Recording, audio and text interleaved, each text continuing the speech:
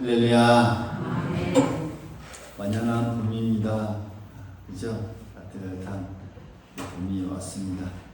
우리의 마음도 우리 신앙도 봄처럼 다시 한번 새롭고 꽃을 피우고 활짝 일어날 수 있는 우리들 모두가 될 수 있기를 간절히 소망하겠습니다.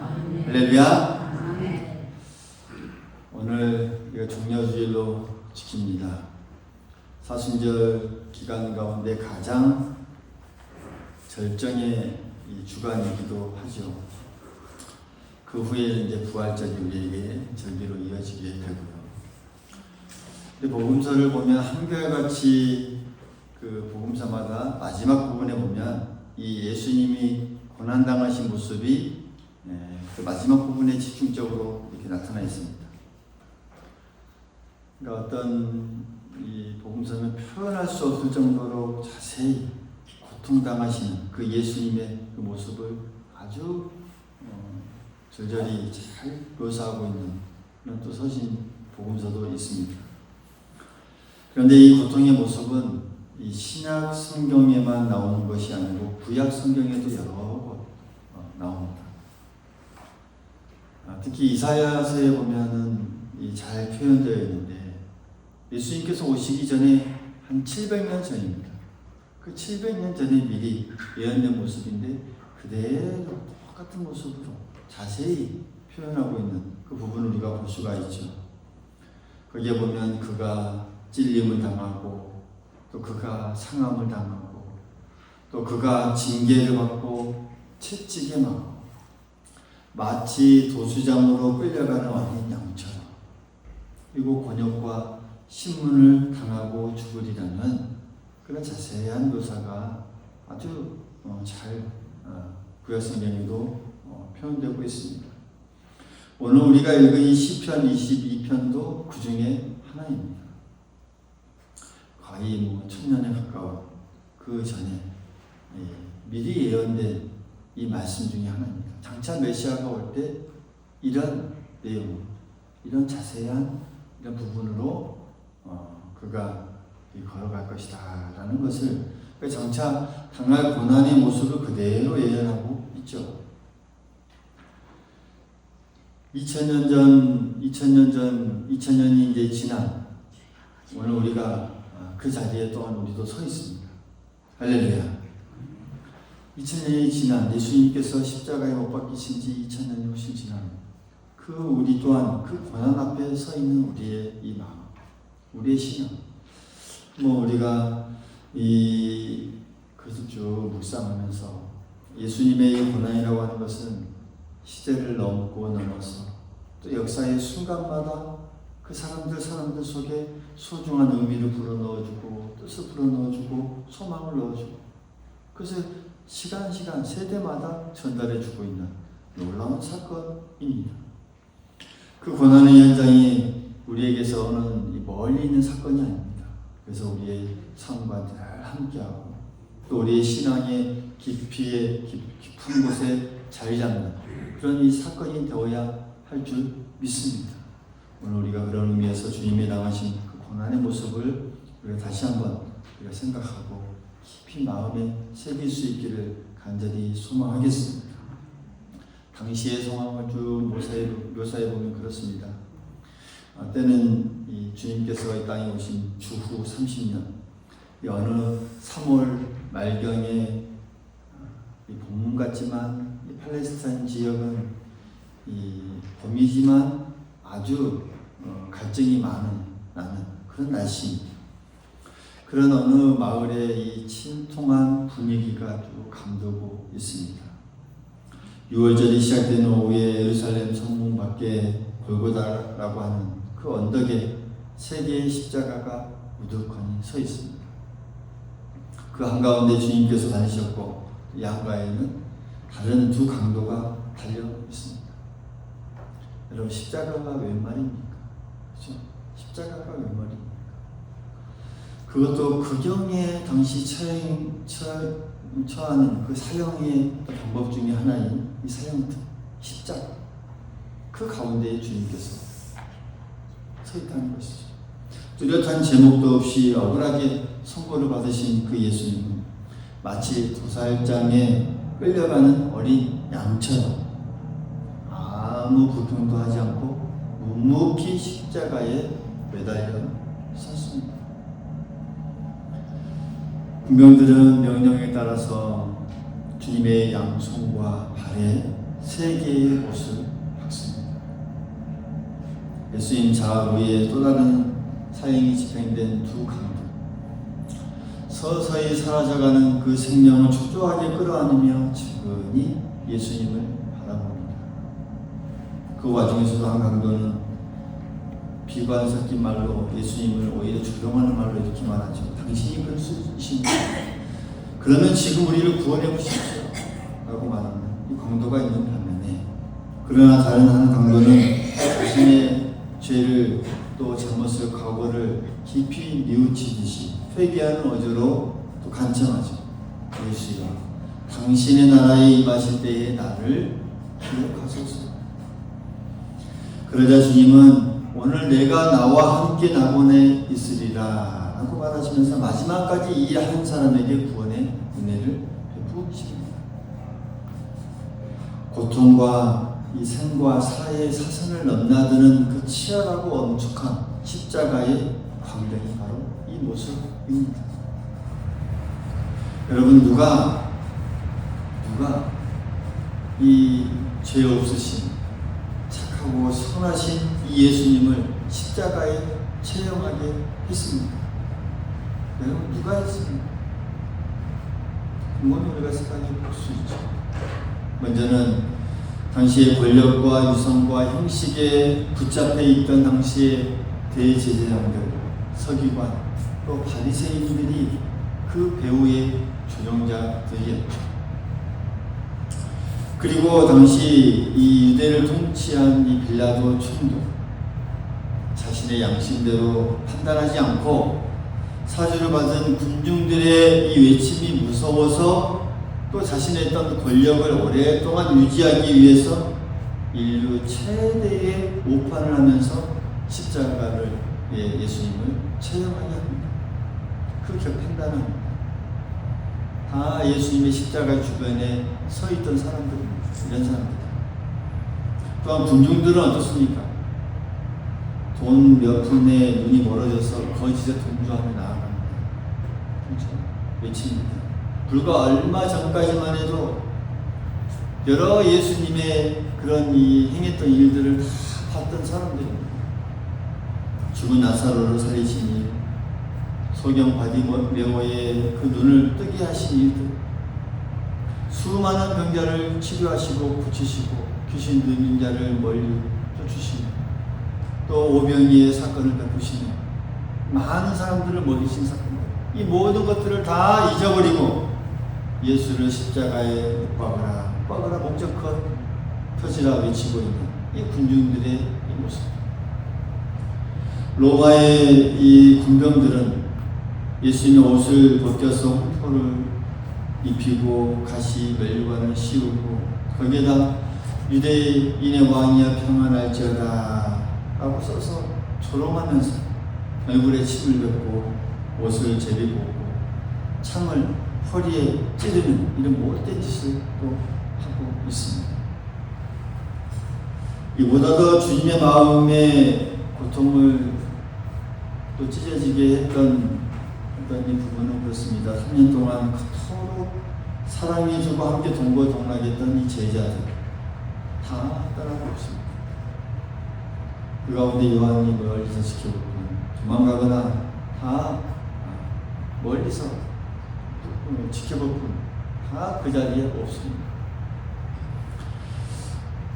여러분, 오늘 이 십자가의 이 상황 속에 만약에 우리가 그 가운데 서 있다면, 우리가 살아가는 이 자리에 재현된다면 오늘 우리는 이 둘 중에 어디에 속해 있을까요? 여러분, 어디에 속해 있을 것 같습니다. 그냥 군중들이 떠밀려서 뭐 말 한마디 못하고 동조하면서 강하게 동조는 안 하지만 그냥 떠밀려서 거기 안에 포함되어 있을까요? 아니면 강하게 바리새인들처럼 또 이 빌라도 총독처럼 오늘 오판을 하면서 잘못 판단하면서 살아갈까요? 오늘 우리가 이 십자가 사건이 오늘 우리 자리에 재현된다면 우리가 어떻게 속해 있을까? 우리가 생각해 볼 수 있기를 바랍니다. 예수님이 당하신 이 고난의 모습을 우리가 쭉 그려봅니다. 제가 말씀드린 것은 여러분의 이 마음속에 이렇게 쭉 그려보라고 이렇게 말씀을 드렸습니다. 한번 우리가 여러 가지 그려질 수 있죠. 근데 이런 모습들을 우리가 쭉 회상해보고 또 상상해보고 또 그려보다 보면 그 중에서도 이 가슴 아프게 한 부분은 바로 그렇습니다. 무엇보다도 철저히 버림받은 예수님의 모습이 우리에게 쭉 그려지고 있거든요. 버림받은 이 모습. 큰 누구도 한 사람도 예수님을 동조하는 사람 없고 이 버림받은 철저히. 오늘 그 버림받은 모습 속에서 또 우리가 한편으로 보면은 이 하늘로부터 외면당하고 버림받은 모습이 오늘 이 우리가 읽은 시편의 말씀에 그려지고 있습니다. 1절에 보면 하나님이여 어찌하여 나를 버리셨나이까 라고 외치죠. 마태복음 27장 46절에 보면 예수님의 십자가에 못 박히실 때 또 이렇게 외칩니다. 엘리 엘리 라마 사박다니. 그러니까 이 말을 해석하면 똑같습니다. 하나님이여 하나님이여 어찌하여 나를 버리십니까? 이 같은 뜻이거든요. 독생자 아들이 십자가에 매달려서 엘리 엘리 라마 사박다니 나의 하나님이여 어찌하여 나를 버리셨나이까 라고 부르짖고 또 부르짖어도 하나님은 끝내 그 고난당하는 아들의 아픔을 외면하고 대답이 없습니다. 침묵하고 개입하지 않으십니다. 그때의 답답한 심정 오늘 2절에도 보면 표현하고 있죠. 내 하나님이여 내가 낮에도 부르짖고 밤에도 잠잠하지 아니하오나 응답하지 아니하시나이다. 이렇게까지 외치면 다가와서 어떤 반응이 있어야 하는데 그렇지 않으십니다. 여러분 우리의 자녀가 혹시 아프거나 어려움 당하거나 고난 당한다고 하면 생각해 보십시오.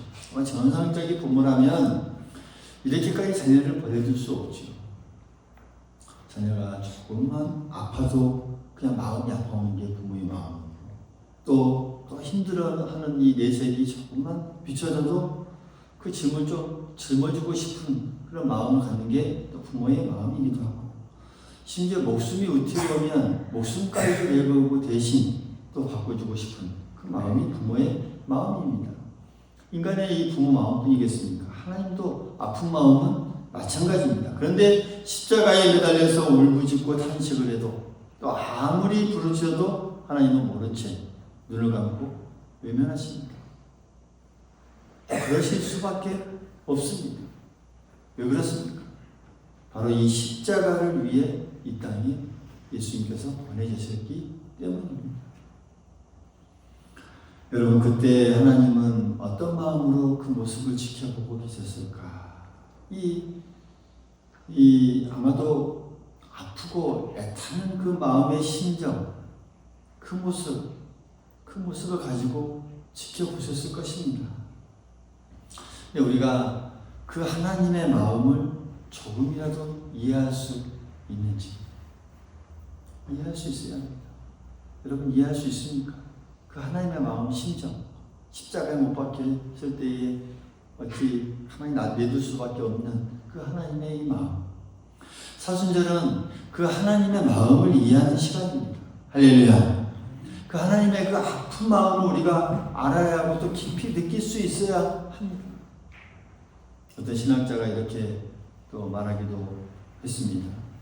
이런 하나님의 아픈 마음을 이해하지 못하는 사람은 함부로 십자가를 입에 담지 말라. 십자가를 입에 담기 전에 이 하나님의 마음을 먼저 알아야 한다는 것이죠. 십자가에 들어있는 이 깊은 뜻이나 소중한 의미나 하나님의 아픈 이 고뇌의 마음을 알지 못하면서 쉽게 십자가를 외치면 안 된다라는 그런 말씀입니다. 이렇게 예수님은 하나님으로부터 철저히 버림받고 하늘로부터 외면당하시고 우리가 그런 이 예수님의 모습을 우리가 그려볼 수 있습니다.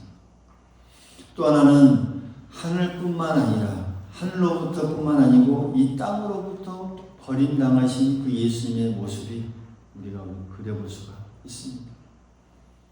이 땅에 많은 사람들에게 철저히 버림당하고 외면당하셨습니다. 특히 마음이 아픈 것은 가까이 있었던 사람들이죠. 그 중에서도 이 제자들 도망가서 나타나지 않습니다. 3년 동안 그래도 사랑해주고 동고동락하고 그 모든 걸 쏟아서 그렇게 사랑을 베푸고 그때 이 느꼈을 어떤 정과 이 사랑이 있음에도 불구하고 다 그것을 외면당했습니다. 그리고 주변 사람들은 또 어떻습니까? 배고플 때 떡을 얻어 먹었던 사람들도 있습니다. 죽을 병에서 고침 받았던 그런 사람들이 있습니다. 나병 자들, 눈먼 자들, 또 걷지 못했던 자들, 그 많은 사람들, 심지어는 무덤에서 다시 살아난 나사로도 있습니다. 다 도망가서 어디에 있는지 지금 나타나지 않습니다. 그렇게 이 땅에서 고독하게 외롭게 이 마지막을 예수님 맞이하셨습니다. 그것도 어디서는? 십자가에서. 그래서 예수님의 고난을 우리가 말할 때 철두철미하게 버림받은 이 고난이었다라고 말할 수 있죠. 엄밀히 말하면 고난보다는 오히려 더 버림받으시고 버려졌다는 것이죠. 여러분, 버려졌다는 것, 이것은 이 경험해본 사람은 그게 평생 가더라고요. 평생. 버려졌다. 누구에게 버려졌다. 가끔 살아오면서 사람들, 힘들었던 사람들의 이야기를 우리가 듣게 되는데, 어린 시절 살아오면서 먹을 것이 없고 굶주린 이야기, 살아오면서 재산을 잃고 모든 것이 다 어떤 힘들었던 이야기, 살았던 이야기, 그 중에서도 가장 힘든 이야기는 바로 버림받았던 이야기. 사람이 버려졌을 때. 그래서 어렸을 때에 여러분들 중에 있을지는 모르겠지만 그 좀 더 앞설 때에 있죠. 애들이 많아서 먹을 것이 없었어. 그렇죠?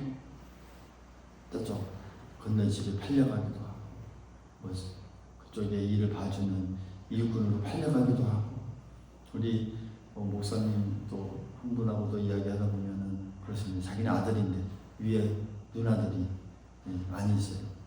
근데 다 어디로 가고 갔다 그러더라고. 이게 없으니까 이렇게 그랬다라고 이야기를 하더라고요. 그러니까 그 누구도 함께하지 않는, 그래서 이 고난보다 한층 더 강한 표현이 바로 이렇게 버림받았다라고 하는 거예요. 버림받았다는 말은 고난받았다는 말보다 더 강렬한 표현이고 가장 어떻게 보면 불량한 그런 표현이기도 합니다. 근데 예수님이 이렇게 철저히 하늘로부터 또 이 땅으로부터 이렇게 버림받았습니다. 모든 사람으로부터. 성경은 이런 예수님의 고난과 버림받음을 우리를 위한 고난이요, 또 우리를 위한 버림받음이다 라고 말합니다.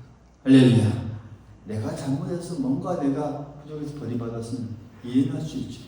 그러나 예수님의 그 버림받음과 고난은 누구를 위한 거라고요? 타자를, 나를, 우리를 위한. 그는 실로 우리의 질고를 지고 우리의 슬픔을 당하셨도다. 할렐루야. 그가 찔림은 우리의 허물 때문이요 그가 상함은 우리 죄악 때문이라.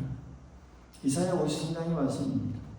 그가 징계를 받음으로 우리가 평안을 누리고 그가 채찍에 맞음으로 우리가 나음을 입었도다. 이것이 예수님께서 당하신 십자가입니다. 예수님은 이 세상 모두가 이렇게 모든 죄에서 자유함을 얻고 또 하나님께 나아가는 길을 만드시기 위해 이 땅에 오셔서 그 참혹한 고난의 길을 걸으셨던 것입니다. 때문에 이 땅에 어느 것도, 그 누구도, 어느 것도 거기에서 구원받을 수 있는 길은 없습니다. 오직 이 십자가를 통해서만 구원의 길이 있습니다. 믿습니까? 믿습니까? 그 길은 오직 믿음으로 오직 십자가를 믿음으로, 오직 예수 그리스도를 믿음으로만 가능합니다. 그 주님의 우리에게 안내해 주신 그 길이죠. 그 길이 진리요 생명이 우리에게 되는 것이죠. 사랑하는 성도 여러분, 그래서 기독교는 십자가의 종교다라고 우리가 또 말하기도 합니다. 이 십자가만이 우리에게 구원이 있고, 이 십자가만이 우리에게 부활이 주어지고, 또 십자가만이 하나님께 나아가는 길이 된다라고 하는 사실이죠. 그렇기 때문에 예수님께서 이 땅에 오셔서 그 모든 수고, 고통 다 그 길을 참고 인내하고 걸어가시는 것입니다.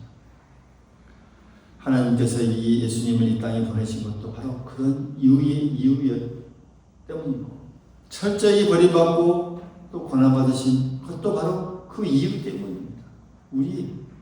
우리를 하나님께로 인도하기 위해서. 오늘 우리는 그 예수님의 고난을 깊이 묵상하고 또 생각할 수 있어야 하겠습니다. 십자가의 이 깊은 의미를 다시 한번 우리 마음속에 되새길 수 있기를 간절히 소망하겠습니다. 이 마음으로 오늘 우리가 이어지는 이 성탄식에 참여하여서 진정으로 하나님 앞에 우리가 이 십자가의 길만 의지하며 나아가겠습니다 라고 고백하는 우리 모두가 될 수 있기를 간절히 소망하겠습니다.